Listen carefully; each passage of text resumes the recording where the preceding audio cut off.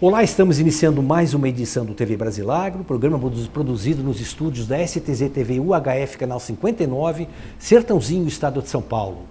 Você pode assistir a íntegra de todos os nossos programas visitando o nosso site brasilagro.com.br. No mesmo site você se inscreve para receber todos os dias e gratuitamente ao Clipe em Brasilagro, com as notícias nacionais e internacionais das cadeias produtivas do agronegócio. Se você tiver alguma sugestão, converse conosco através do e-mail tv@brasilagro.com.br. No programa de hoje nós temos a satisfação, e eu diria também a honra, de termos de volta o professor Zilmar José de Souza. O Zilmar, que é gerente de bioeletricidade da Única, a União da Indústria da Cana-de-Açúcar. E o Zilmar é um profissional altamente competente, muito bem informado, eu diria até que é um dos maiores expoentes aí e defensores da biomassa na matriz energética brasileira. Zilmar, antes de mais nada, nossas homenagens ao seu trabalho, mais uma vez eu quero render, você tem nos prestigiado ao largo desses 10 anos que nós estamos no ar, e nós sempre temos tido oportunidade de contar com a sua colaboração, a sua participação no nosso programa, para conversarmos um pouquinho de um tema fundamental, aí, não apenas para o setor sucroenergético, mas também para o sistema econômico do país, que é a energia elétrica, a energia produzida a partir do bagaço e da palha da cana. Eu lhe agradeço mais uma vez, eu tenho certeza que temos bons assuntos aí para tratar nessa nossa conversa. Eu que agradeço a oportunidade de novo aí, Ronaldo, em participar de um programa tão exitoso e importante no setor sucroenergético que é o seu. Obrigado, Zilmar. Para começar, os jornais destacaram essa semana que, de acordo com a CCEE, Câmara de Comercialização de Energia Elétrica, o governo federal estaria dando um tombo de 300 milhões de reais nas usinas que produzem energia elétrica. Esse número confere? Na verdade, esse imbróglio vem acontecendo já há 4 anos, 4 safras, porque toda a geração excedente à sua garantia física, a garantia física é o que a usina gera firme para o sistema. Mas é normal no setor sucroenergético você acabar gerando acima dessa garantia física. A garantia física eu posso vender em contratos. Vender para uma comercializadora, para um consumidor livre ou no leilão. Mas o que eu faço de geração acima da garantia física é muito comum, um período seco como este, em que a safra acabou acontecendo até antes do que o previsto, você acaba tendo também uma geração acima dessa garantia física, só que eu não posso vender na forma de contratos. Ela é liquidada lá na Câmara de Comercialização de Energia Elétrica, CCEE, ao preço de liquidação de diferenças, famoso PLD. Só que tudo que eu estou gerando e liquidando nessa Câmara, mensalmente, já faz 3 meses, por exemplo, que a gente recebe 0%. Só quem tem liminar no âmbito do judiciário que consegue receber um pouco mais do que isto. Mas, no geral, o setor sucroenergético, por exemplo, já faz 3 meses que está recebendo 0% por toda essa energia excedente. Esse é o imbróglio que vem já há 4 anos. Há uma franca judicialização no setor elétrico por conta dessa questão. Então é muito ruim para o setor sucroenergético e é da ordem de 300, 400 milhões de reais a dívida do setor elétrico nessa questão do mercado de curto prazo. A dívida total hoje está em 7,8 bilhões de reais no setor elétrico no mercado de curto prazo. E o setor sucroenergético, dessa dívida de 7,8 bi, tem algo como 300 milhões de reais em haver. E o governo sinaliza para alguma data para fazer uma liquidação desse débito junto a seus fornecedores? Hoje nós temos 2 frentes com relação a buscar a solução dessa questão. A primeira é no âmbito do judiciário. Você tem hoje mais de 100 liminares protegendo as hidrelétricas, porque, na verdade, toda a geração excedente dessas usinas sucroenergéticas está cobrindo a geração das hidrelétricas, que tem liminares para não pagar sua dívida no mercado de curto prazo, por conta de elas estão gerando abaixo do esperado por conta do período extremamente seco que nós estamos vivenciando já há 4 anos. Então toda a nossa geração está sendo, na verdade, apropriada por terceiros, no caso, hidrelétricas que têm essas liminares, mais de 100 hoje no judiciário. E o governo se propõe, está tentando buscar já há 4 anos a cassação dessas liminares, mas o êxito tem sido muito baixo. Uma outra frente para resolver essa questão é no âmbito do Congresso Nacional. Existe um projeto de lei buscando um acordo entre as hidrelétricas e o setor elétrico e o governo, para equacionar essa dívida de 7,8 bilhões que eu mencionei. Esse projeto tem uma boa perspectiva, só que ficou para, depois do primeiro turno das eleições, haver uma possível votação no Senado. Sendo votado no Senado, passando sem alterações, ele vai para a sanção do presidente Temer. Então são essas duas frentes que hoje nós temos para solucionar essa questão do mercado de curto prazo, Ronaldo. Deixa eu lhe puxar um pouquinho a sua memória, que é prodigiosa, e a sua experiência é maior ainda, com relação à cogeração de energia, bioeletricidade, biomassa, bagaço de cana, hoje palha e bagaço. Aliás, a palha entra também por um trabalho seu, que eu também lhe cumprimento, lhe parabenizo pelo esforço que você tem feito de incluir a palha como fonte para a produção dessa nossa energia elétrica, cogeração de energia elétrica. Nós tivemos o apagão no governo Fernando Henrique Cardoso, onde as plantas de cogeração de energia elétrica das usinas tiveram um implemento muito grande. E, na verdade, o setor correspondeu e conseguiu debelar aquela crise de falta de energia elétrica. O telespectador há de se lembrar, todos nós, consumidores do Brasil inteiro, tínhamos que reduzir o nosso consumo, e senão nós pagaremos, inclusive, multas e estaríamos até sujeitos ao corte de energia elétrica nas nossas casas. Mesmo acontecia nas indústrias, era um problema estrutural também por questão climática, não tínhamos energia e o setor sucroenergético, à época capitalizado, investiu fortemente aí nas suas plantas de cogeração de energia. Aquilo andou realmente muito bem. Aí tivemos o primeiro mandato do presidente Lula, o setor sucroenergético viveu talvez um dos seus melhores períodos, ou um dos períodos mais tranquilos para poder avançar e investir. E nesse período aí o setor de 2000 até 2007, ele cresceu, duplicou a sua produção, sua moagem de cana de açúcar de 300 milhões de toneladas, saltamos para 600, 100 novas usinas, todas as outras usinas se modernizando, todo mundo investindo também em cogeração. Termina o primeiro mandato do presidente Lula, entra o segundo, eles descobrem o pré-sal, aí essa história é recente e não vamos nem perder tempo de mencioná-la ou de tentar discuti-la, entendê-la, porque aconteceu o que aconteceu e deixou um rastro aí, que é um rastro realmente muito ruim em todos os aspectos econômicos, sociais, ambientais, não é? Quer dizer, todo mundo perdeu, né? Uma minoria, uma elite política partidária identificada, acabou se aproveitando do episódio do pré-sal e aconteceu o que aconteceu.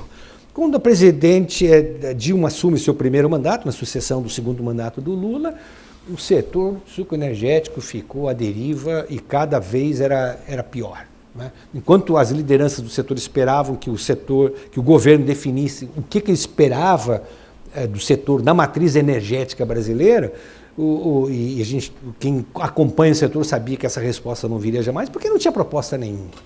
Nesse inteirinho aí nós tivemos na EPE, a empresa de pesquisa energética, o professor Maurício Tolmasquim. Nós chegamos inclusive a entrevistá-lo na sede da EPE no Rio de Janeiro, e ele foi muito claro numa entrevista que nos deu e até repetiu o que tinha dito há alguns meses. Nós estamos falando do ano 2013. Ele fala na entrevista assim, olha, o setor sucroenergético não tem credibilidade com o governo, essa que é a verdade, por isso que bioeletricidade não avança. E diz ainda mais, acabei de falar isso, nós entrevistamos ele em agosto, em julho teve um evento da Única, um evento oficial da Única, ele falou, eu falei isso para os usineiros. Bom, não andou, Dilma impeachment, sai Dilma, entra Temer, e de repente a gente pega ações do governo Temer, principalmente no Ministério das Minas e Energia, com o Fernando Coelho Filho, ministro, ações redentoras do setor. O presidente Michel Temer, o seu governo pode ter prejudicado, como prejudicou, vários segmentos. O setor sucroenergético, ele passou a ter pela primeira vez um respeito que já merecia ter tido há muitos anos. Tivemos o advento do RenovaBio, que trouxe um alento novo para o setor, Estamos agora no finalzinho de governo, a gente sabe que final de governo, você vai em qualquer gabinete em Brasília, nem um café que lhe pedem para servir vem quente, né? As portas já não se abrem mais para ninguém, a gente está realmente numa situação agora de esperar para ver. Você acredita que até a definição, ou até o final do ano, alguma coisa para o setor de energia, de bioenergia, possa mudar ainda? Olha, a expectativa, a principal porta de entrada para a bioeletricidade ainda é o leilão no ambiente regulado. 2018 já acabou para o setor Sim. elétrico como um todo, Sim. porque nós já tivemos os 2 principais leilões. Agora é só a partir de 2019. Um ponto positivo, você mencionou dessa equipe nova, que trouxe para o setor elétrico, foi um planejamento um pouco mais eficaz. Uma dessas iniciativas foi a cada início de ano ter um cronograma dos leilões. Então a gente está na expectativa para 2019 de ter esse cronograma novamente retificado, para a gente saber como vai ser o ano 2019 em termos de leilões no ambiente regulado. Então, Ronaldo, em termos de expectativa, olhando pelo lado dos leilões, 2018 já não tem mais novidade, porque o último leilão aconteceu agora dia 31 de agosto, numa sexta-feira. Agora é 2019 dentro do cronograma que a gente espera que seja mantido pelo no próximo governo, a próxima equipe técnica que assumir aí o Ministério de Minas e Energia. Deixa ele me permitir fazer uma instigação com você, porque pouca gente sabe, ou talvez ninguém saiba em profundidade, a participação que você teve num evento aqui representando a Única no SEIS, durante uma FenaSucro, de trazer Márcio Félix, que é o secretário, hoje ele é secretário executivo do Ministério Exato. das Minas e Energia. Exato. O Márcio Félix, ele era diretor da Petrobras nos Estados Unidos, Pasadena, ele é diretor de lá. E veio a convite do ministro Fernando Coelho Filho para assumir a Secretaria de Petróleo, Gás Natural e Energias Renováveis. E o Márcio Félix, ele acabou depois de uma visita que fez a seu convite, veio à nossa região, veio participar de um evento aqui. Eu quero até que você conte essa história para a gente deixar esse registro histórico. E ele ao vir para Sertãozinho, que não conhecia, ficou tão maravilhado com a tecnologia exposta na FenaSucro, acabou aceitando um convite do então presidente do SEIS, Paulo Galo, junto com a Elizabeth Farina, presidente executiva da Única, foram visitar a usina São Martinho, e ele sai da usina São Martinho convicto e plenamente com a certeza de que esse setor merecia ter o respeito que não lhe era dado há muito tempo já a nível de governo e de políticas públicas. Isso ele fala na entrevista que ele me concedeu. Foi eu já comentei isso várias vezes, eu fui convocado para entrevistá-lo numa sexta-feira às 14 horas em Brasília. A gente sabe que Brasília termina na quinta-feira à tarde, não é? Você não tem mais nada funcionando. Mas eu fui, ele me deu a entrevista e anunciou, olha, semana que vem vamos lançar aí o RenovaBio, que vem a ser uma espécie de marco regulatório do setor. Hoje você não tem nenhum evento que fale de energias renováveis, ou fale de etanol, ou fale de biodiesel, ou fale de energia elétrica a partir da biomassa, e energia renovável, que não fale, o RenovaBio. Por que você o escolheu para que ele viesse à FenaSucro naquele evento que você organizou aqui? Na verdade, era para ser o ministro de Minas e Energia, né, que iria abrir o seminário de bioeletricidade organizado pela Única, junto com o SEIS, dentro da FenaSucro. Um evento já tradicional. Já, né? Estamos na 8ª edição. Isso. E a 3ª edição que a gente faz dentro do recinto principal da FenaSucro. É um evento de bastante sucesso dentro da FenaSucro.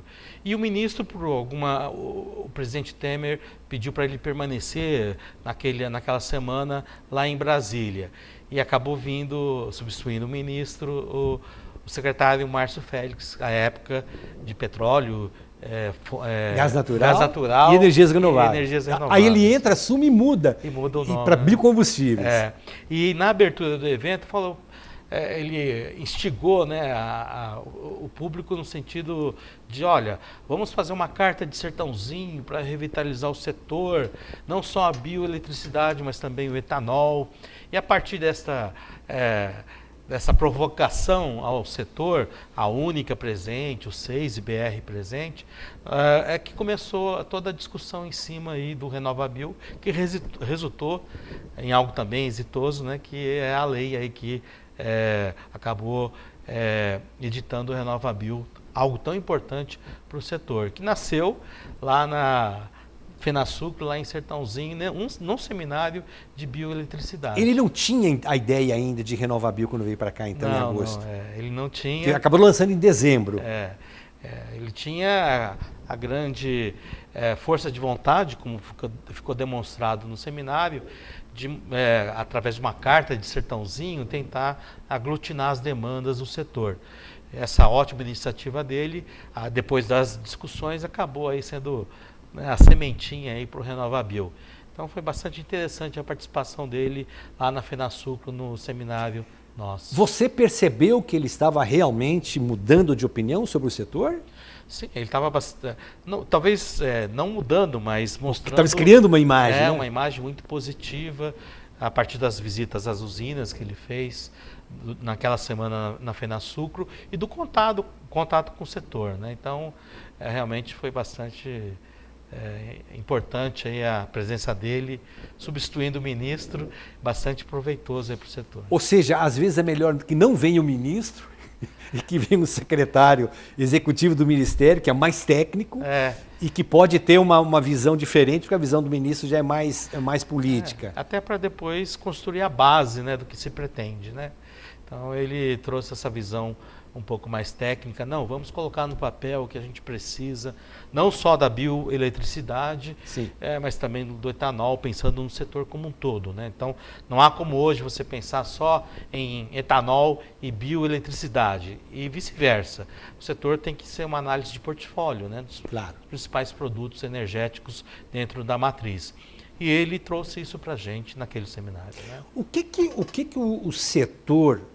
o setor da cana-de-açúcar, o setor das energias renováveis, limpas e renováveis, deveria esperar do novo governo? A gente está na iminência, mais umas poucas semanas, alguns dias, nós vamos já ter a escolha do novo presidente da República. Eu li na última quinta-feira, no jornal Valor Econômico, que de todos os candidatos que têm se apresentado, apenas num evento promovido pela Confederação Nacional da Agricultura, apenas a Marina Silva falou de RenovaBio e falou do setor como e é engraçado isso, porque até tempos atrás tinha-se a Marina Silva como antagonista das vantagens do setor da cana, ao contrário, né? Ela veio participando de um evento aqui da FenaSucro também, onde ela, em 2014, ela veio e defendeu o setor merecia ser respeitado, né? E foi até engraçado, porque eu recordo que no dia seguinte que ela esteve aqui em Sertãozinho, os jornais estamparam em primeira página que ela veio a Sertãozinho e defendeu o setor da cana-de-açúcar, né? Dos biocombustíveis. E em seguidinha, no dia seguinte, a Dilma, que era candidata à reeleição e foi reeleita, ela tentou dar uma desculpa. Não, nós apoiamos também o setor, só que a gente não sabe de nenhuma medida, ninguém pode apontar uma medida sequer que, enquanto presidente, ela tivesse ajudado ao setor.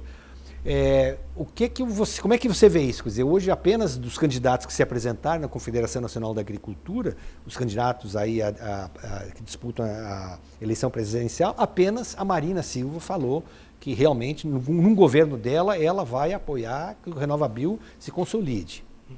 Bom, respondendo à parte de energia elétrica, é muito importante, quando eu mencionei os leilões regulados, Ronaldo, eu mencionei que 31 de agosto teve um leilão. A biomassa vendeu apenas 2 projetos, menos de 30 megawatts, muito pouco. Para nós que já chegamos no único ano, inserir 1.750 megawatts na matriz energética, você vender no leilão, que é a porta de entrada 30 megawatts, é muito pouco. E esses 2 projetos vão começar a entregar essa energia a partir de 2024. Por que eu chamo a atenção? Porque se há uma previsão de uma expansão do lado do etanol por conta do RenovaBio, de quase chegar a dobrar até 2030 a produção de etanol, é óbvio que isso tem que estar concatenado do lado da energia elétrica. E hoje ainda, mesmo nessa gestão, nós não observamos isso. Então, acabamos de ter o exemplo do dia 31 de agosto.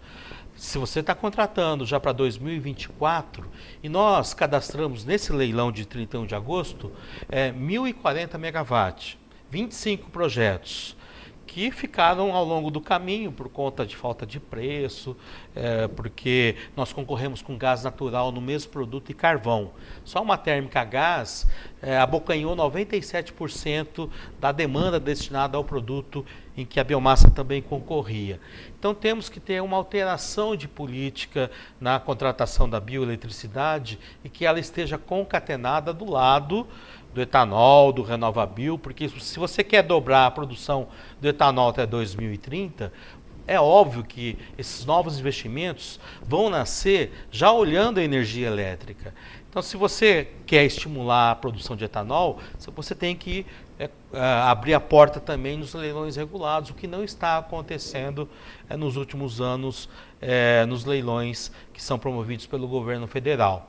Então, o primeiro ponto para o próximo governo é isto, é ter uma visão estratégica, holística, dos principais produtos do setor sucroenergético do lado da matriz de energia. Leia-se etanol e bioeletricidade. Isso ainda não há, Ronaldo. Então, é um ponto que a gente tem que trabalhar, não só a única, mas o setor sucroenergético, para que isso venha a sair do papel a partir de 2019. Talvez fosse a oportunidade real de se juntar novamente a cadeia produtiva sucroenergética como um todo, e essa cadeia, uma vez definido quem é o novo presidente da República, quem são os já apontados os seus futuros ministros da área de energia, da área agrícola também, porque quando se fala em setor sucroenergético, sempre tem a cana-de-açúcar, tem 60% da matéria-prima, não é? No sentido de sensibilizar essas pessoas, precisam fazer o que o Márcio Félix fez, não é? Isso. Precisa vir para cá, conhecer o setor, as vantagens do setor e não ficar restrito aí a opiniões que às vezes a mídia coloca e às vezes coloca de uma forma desafortunada, de uma forma irreal, que não corresponde realmente com o potencial que o setor tem.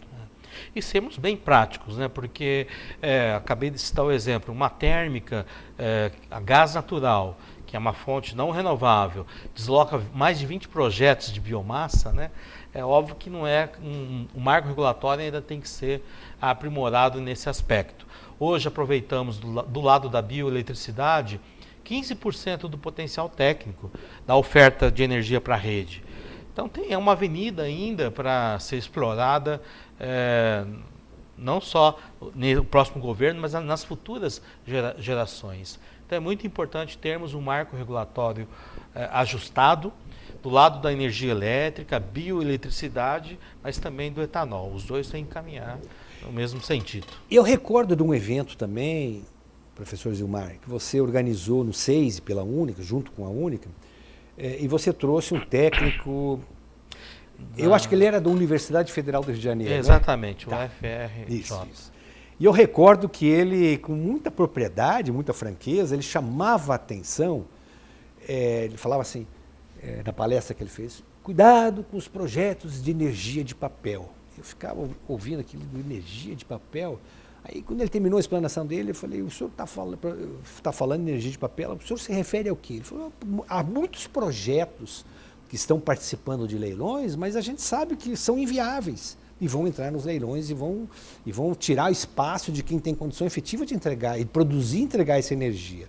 Semana passada, os jornais destacaram com ênfase, chamada inclusive em primeira página, de que algumas usinas termoelétricas tinham sido multadas por não terem gerado, mas aí nós estávamos falando, não é termoelétrica não, usinas eólicas, que não tinham gerado nada de energia, zero de energia, e tinham um compromisso perante o leilão. Multas se somavam, envolvia Furnas, JBS, e eu recordo, a multa chegava a quase 80 milhões de reais. Uhum. Né? Como é que você vê, como é que dá para explicar isso para o telespectador, projetos que foram lançados, as empresas ganharam, participaram de leilão e acaba não gerando essa energia, ficaram efetivamente como projetos de energia de papel. Isso aí dá até um gancho para reforçar a necessidade de aprimoramento regulatório.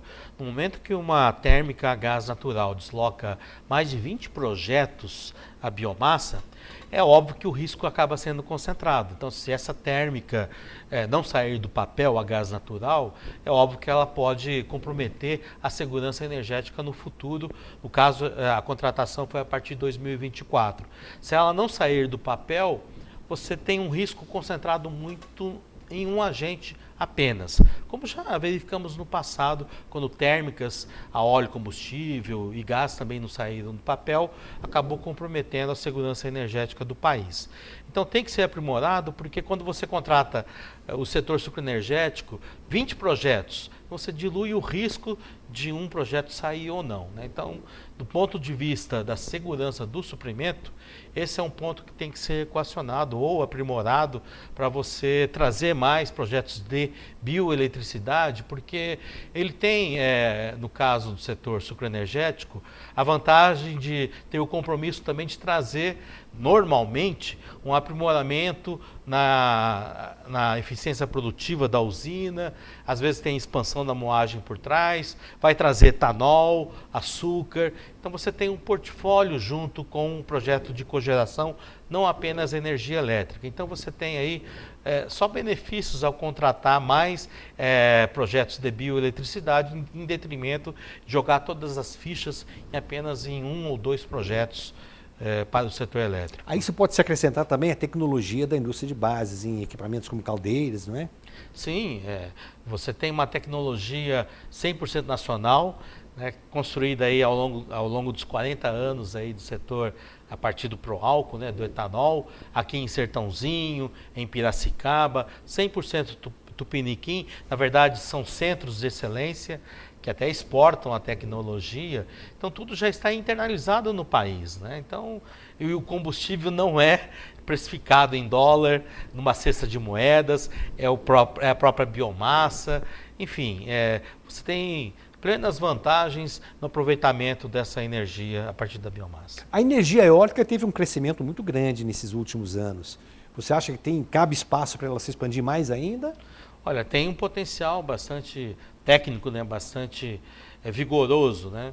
O que é importante, Ronaldo, eu até vou chamar a atenção novamente desse leilão do dia 31 de agosto, nós ficamos responsáveis no fim do certame apenas por 1% do que foi contratado. A térmica a gás 40% e a eólica 50%. E no leilão A-4 que aconteceu em abril, foi dominado pela eólica e pela fonte solar. Então, a concentração da expansão da geração em apenas poucas fontes, eólica, solar, gás natural, é muito ruim. Você tem que diversificar mais a matriz. Por isso, novamente, chamo a atenção da necessidade do próximo governo de tentar ajustar essa questão da expansão da geração e não concentrar apenas a expansão em 2 ou 3 fontes, eólica, solar, gás natural, mas também aproveitar o potencial que está aqui local, geração distribuída na veia, que é a geração a partir da biomassa da cana. O carvão mineral está excluído dessa visão de inserção na matriz energética brasileira? Na verdade, o carvão mineral concorre junto com... outro ponto que tem que ser aprimorado. Nós temos no leilão são 2 leilões principais, o A-4 e o A-6. A-4 porque ele acontece 4 anos antes do início desse suprimento, e A-6 porque ele acontece 6 anos antes do início do suprimento. No A-4, o carvão não concorre, não tem concorrido. E no A-6, o carvão tem concorrido com a biomassa, num produto dentro do leilão. Então é biomassa, gás e carvão. Sem diferenciar a questão das emissões, por exemplo. Então, o que nós defendemos? Que a partir de 2019, nos leilões regulados, a biomassa tem um produto específico ou, quiçá, no melhor cenário, um leilão específico para a biomassa. Que seria o ideal. Que seria o ideal. Atrelado com a expansão, por exemplo, esperada que virá do RenovaBio. Então, tem que arregaçar as mangas aí, porque tem bastante trabalho para ser feito aí no próximo governo, a partir de 2019. As usinas, normalmente, elas têm investido em projetos de melhoria, eficiência para a cogeração de energia? Tem investido.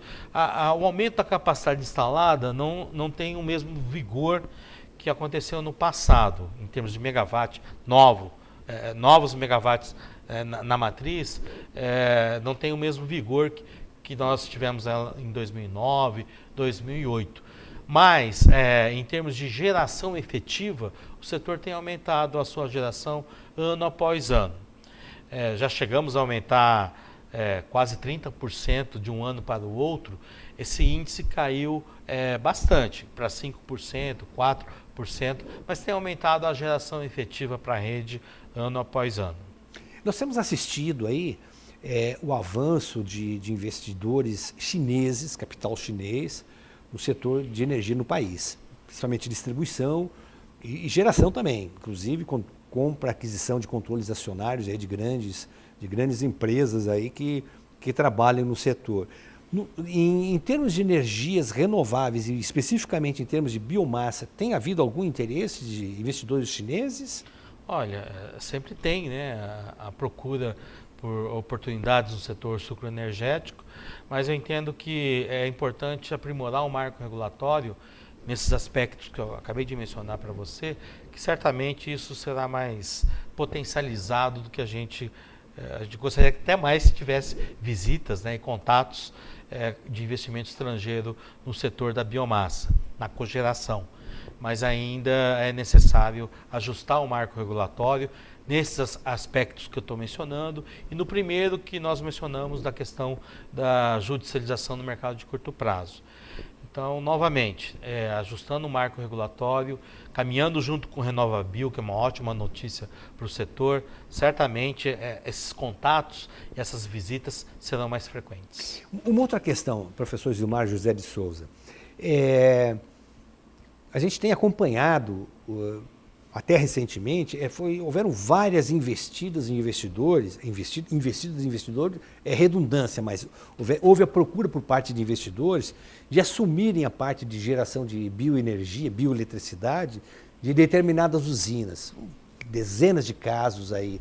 Esse é um modelo que tende a crescer, a se estabilizar, ou seja, uma empresa de energia acaba assumindo a produção e a compra e a comercialização dessa energia elétrica. Então, esse é um movimento que foi incipiente, se estabilizou ou a tendência é isso crescer? Olha, o setor elétrico como um todo ainda passa por um momento de retomada. O consumo caiu bastante, né? O ano passado teve um crescimento de apenas 1%. Esse ano talvez tenhamos um crescimento de 1,5%, 2% do consumo de energia elétrica. De janeiro a agosto de 2018 em relação a 2017 cresceu 1,5%. Então, para quem estava acostumado com um crescimento de 4%, a cada 2, 3 anos ter que instalar uma Itaipu nova no sistema, realmente foi um tombo significativo no setor elétrico. Por conta disso, Ronaldo, não é só no setor sucroenergético, mas a consulta por novos investimentos e parcerias acabou diminuindo bastante. Mas esse é um arranjo que pode ser retomado, é bastante interessante, traz dinheiro novo para o setor, uma equipe mais especializada, né, que vem do setor elétrico, mas com a retomada da economia é que efetivamente a gente vai observar isso. Você lembrou muito bem que essa queda do consumo de energia, ela denota apenas a crise, né, a crise que nós estamos passando no país e o desaquecimento da atividade, principalmente a atividade industrial. Vamos imaginar um cenário novo presidente, novas políticas, novas perspectivas e uma volta ao crescimento, que todo mundo é o que se espera. O setor de produção de energia no país teria como atender uma demanda, de repente, que pudesse ser uma demanda crescente de energia? Olha, é bastante, em termos de risco de suprimento, até essa semana teve uma reunião do comitê que monitora o setor elétrico, o risco de desabastecimento é quase nulo, ou nulo. Porém, o custo de geração tem ficado muito caro. Por quê? Cada vez mais eu tenho que despachar térmicas caras, né, poluentes, na base do sistema. Então, uma retomada da economia pode até não trazer o risco de suprimento ou de faltar energia no futuro, mas certamente vai encarecer a conta de energia elétrica por conta da entrada em operação de térmicas mais poluentes, mais caras no sistema. Então, olhando isso, Ronaldo, por isso que é a importância do planejamento setorial de longo prazo.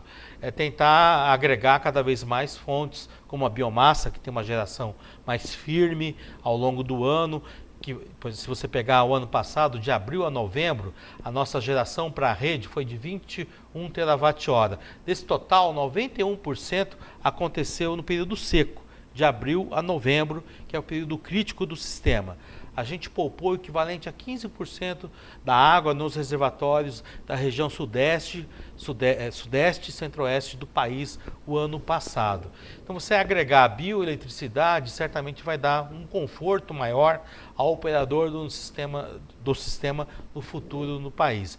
Então, uma retomada vigorosa da economia, certamente, se tiver mais bioeletricidade contratada, o nosso operador nacional do sistema ficará mais confortável.